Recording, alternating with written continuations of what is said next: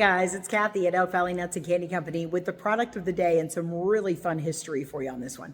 So our product for the day today is our giant double stuffed Jawbreakers. Guys, can you believe the size of these Jawbreakers?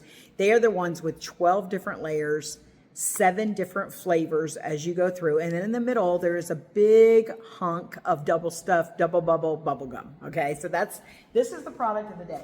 But you guys know I love to give you history. I love to learn something new myself and pass it on to you. But this one was so detailed in the history that I did have to make myself some notes. It is crazy what you are about to learn about the Jawbreaker, okay? So first of all, a Jawbreaker takes 14 days to make, guys.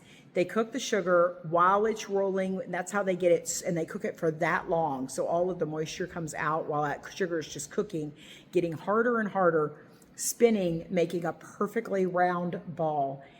That's how they get it so smooth, so perfect, regardless of the size, and so stinking hard.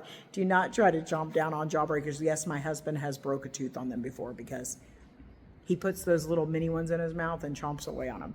Okay, so here's what I found so interesting about this. And I'm sorry, but I am going to have to cheat and look at my notes because this is so fascinating and there's so many changes of hands. You'll see what I mean. So in 1919, Ferrera Company is actually credited with inventing and bringing the first they called it a jaw buster. That was the original name, to the market. Okay, that was 1919. In 1954, that was a hit. So in 1954, they added the atomic fireball, which we do have here. Then in 1962, they added lemon heads. So they had those things going for them. Then in 1964, so 2 years after the lemon heads were invented, Charlie and the Chocolate Factory, the book, came out. And of course, Charlie and the Chocolate Factory, when that came out, there was this wonderful little thing in there called an everlasting gobstopper. And that kind of sparked a lot of interest because the book was so popular.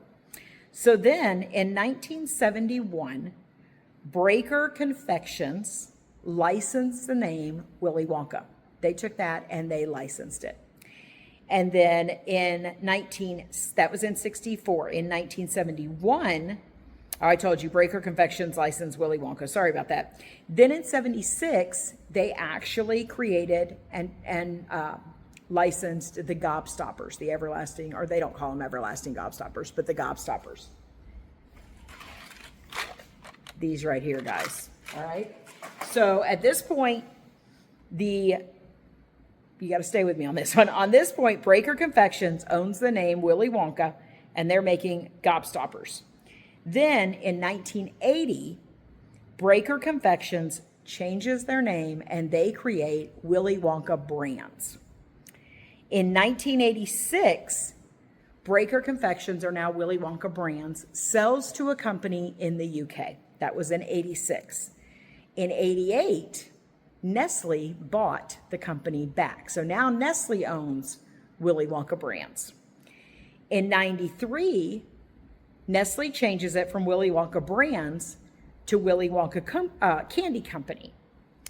Then in 2015, Nestle changes the name again. They get rid of the Willy Wonka and they name it the Nestle Candy Shop. Then in 2018, guess who buys Nestle Candy Shop for $2.8 billion? Ferrera. So it circles all the way back around. They were the ones who originally created the Jawbreaker. They were the ones who originally created what we know now as gobstoppers. It circles all the way back around, and now Ferrera owns the name rights to them now. So I just found that fascinating. I hope that you did too. There you go. That's your history on Jawbreakers. Guys, we have them in the giant ones that I showed you, the double stuffed. We have them in the gobstoppers. We have the atomic fireballs. We have them in a cinnamon that's not quite so hot.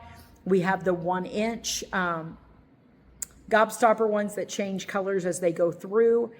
And we have the paintball on a stick like this. We got lots of options for your Jawbreakers. So run by elkvalleynuts.com, pick you up some Jawbreakers. I hope you learned something new today. I'll see you tomorrow with the product of the day for tomorrow. Bye, guys.